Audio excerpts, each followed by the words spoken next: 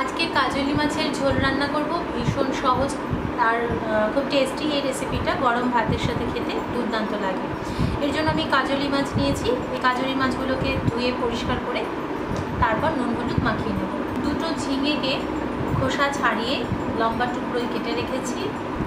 নুন,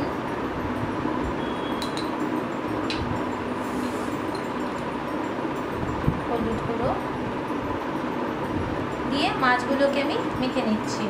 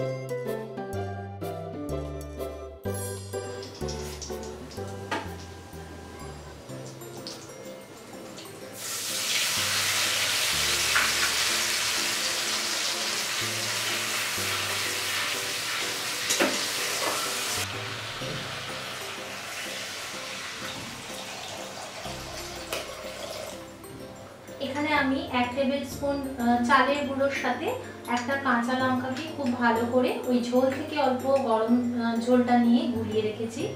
এই পেস্টটা আমি ঝোলের মধ্যে দিয়ে দেব।